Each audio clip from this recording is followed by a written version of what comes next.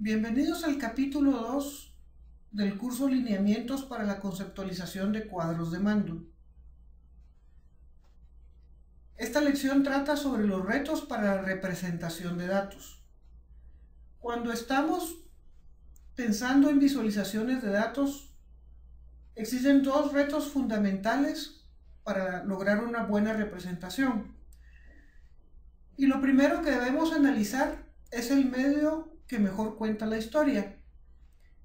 El medio puede ser un medio impreso, puede ser una publicación, puede ser una presentación de PowerPoint como la que estamos viendo, algo que vamos a proyectar. En el caso de los cuadros de mando, pues ese es el caso la mayoría de las veces. Vamos a tener una representación proyectada de nuestros datos y eso va a impactar en el uso del color, en las formas, en los tamaños. Hay un tema de distancia entre el público y lo que estamos proyectando. Entonces todos esos factores deben ser tomados en cuenta.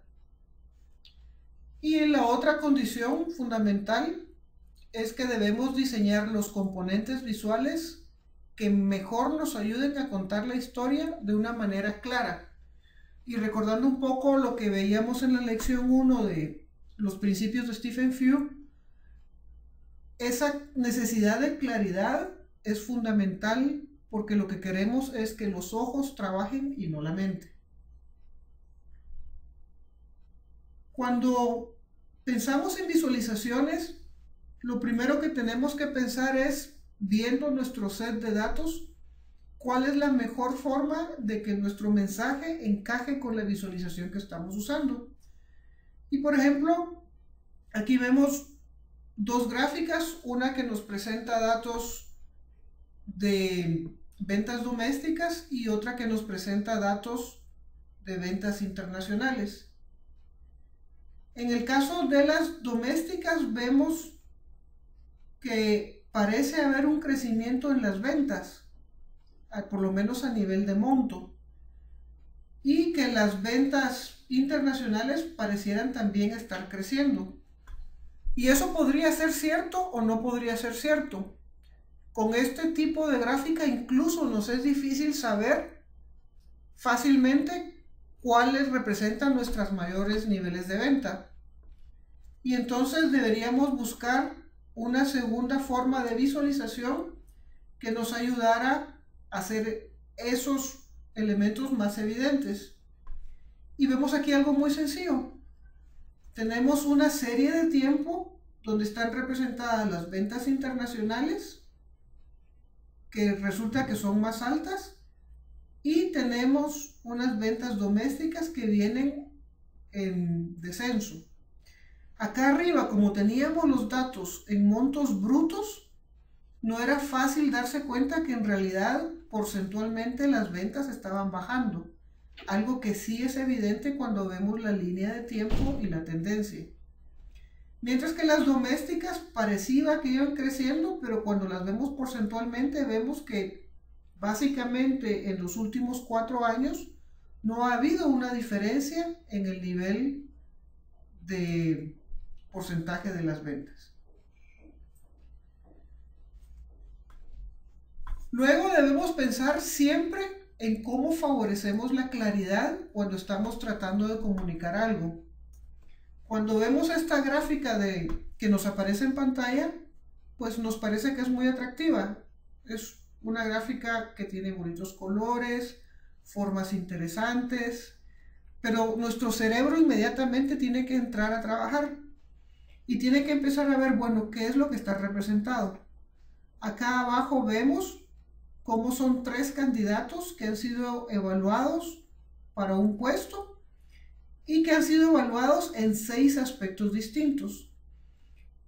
Y el punto central es como nuestro cero nos dice qué tan bien fue evaluado en un aspecto en particular. Por ejemplo, vemos que este tiene la calificación más alta en comunicación, pero inmediatamente el cerebro tiene que empezar a relacionar esta comunicación con esta figura, bajar aquí y tratar de identificar cuál de estos 3 es ese que estamos viendo acá. Y entonces nos preguntamos, ¿habrá una manera más fácil de ver esos datos sin que el cerebro tenga que entrar a trabajar tanto? Y resulta que lo que quizás menos habíamos pensado es lo más evidente. En este caso, tenemos la evaluación de un candidato y vemos sus aspectos de manera fácil, e incluso podemos en esta tabla ver cuál es el porcentaje final de su calificación. Y vemos que tenemos uno que calificó como el más alto de todos, lo cual no era tan evidente en este, donde teníamos que interpretar las formas. Por otro lado, si queremos ver quién calificó mejor en un aspecto, aquí vemos fácilmente que este candidato tiene la calificación más alta, y vemos que este tiene una serie de calificaciones bajas que quizás no son tan evidentes al verlo en la gráfica del lado izquierdo. Y eso nos lleva a reflexionar que el uso de tablas no está prohibido en las visualizaciones.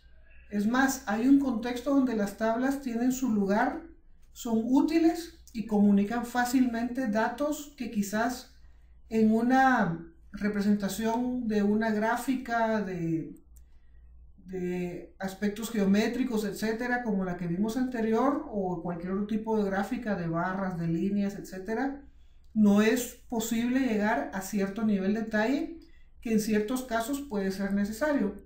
Nuevamente, el conjunto de datos que estamos analizando es el que nos va a ir dando los indicios de hacia dónde debemos apuntar cuando estamos definiendo un elemento de visualización.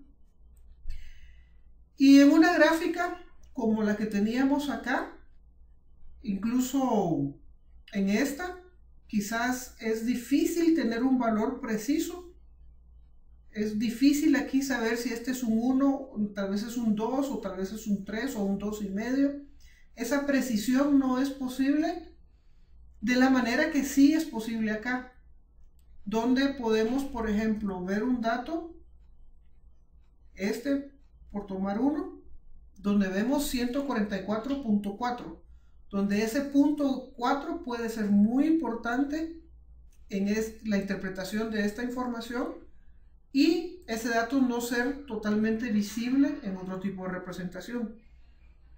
Quiere decir que las tablas son muy útiles cuando buscamos trabajar con valores individuales, cuando buscamos comparar valores individuales, cuando los datos deben ser precisos, incluso con decimales, o cuando se requiere analizar múltiples unidades de medida.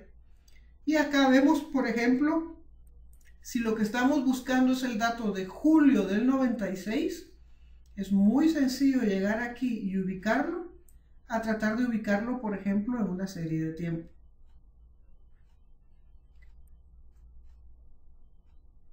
Otro aspecto importante en las visualizaciones es buscar cómo las gráficas muestran relaciones entre datos, porque le dan una cierta forma a los datos. Cuando nosotros vemos acá estas dos series de tiempo, vemos que hay una forma a este conjunto de datos que no es evidente en una tabla como la que vimos anteriormente. Aquí sí vemos fácilmente, sin necesidad de que el cerebro entre a trabajar, que hemos logrado ir creciendo en las ventas domésticas a lo largo de todos los meses de un mismo año.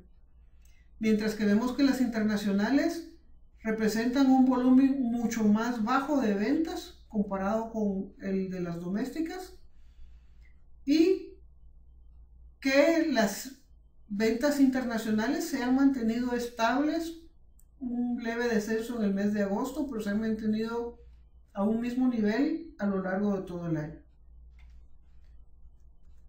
Finalmente, debemos contemplar que los datos nos pueden dar pistas, nos pueden dar una luz, nos pueden ayudar a encontrar una respuesta, siempre y cuando se representen de la manera correcta. En la gráfica que vemos aquí en pantalla ahorita, estamos evaluando el nivel de satisfacción con su trabajo de las personas en relación a su educación y salario.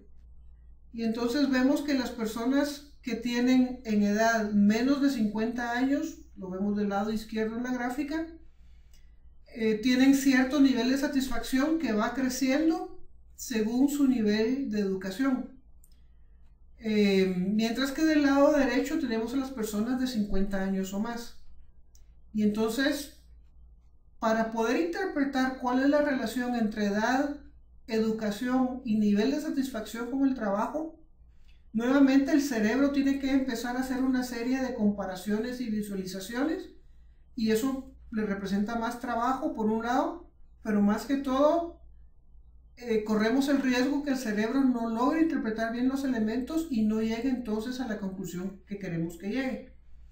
Mientras que si hacemos una gráfica mucho más simple, como la que vemos aquí del lado derecho, encontramos que hay una relación fuerte de satisfacción entre quienes tienen un título universitario y ganan más de $50,000, y que por el contrario, quienes empiezan con bastante satisfacción pero no tienen título universitario y ganan menos de $50,000, cuando ya llegan a su edad más madura, su satisfacción se ha venido totalmente para abajo.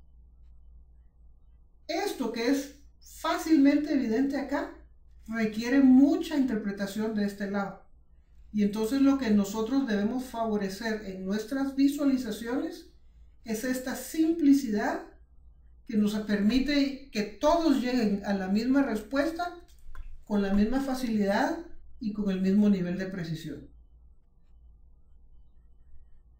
En síntesis, hemos visto entonces ahora la importancia de encajar la visualización con el mensaje que queremos comunicar.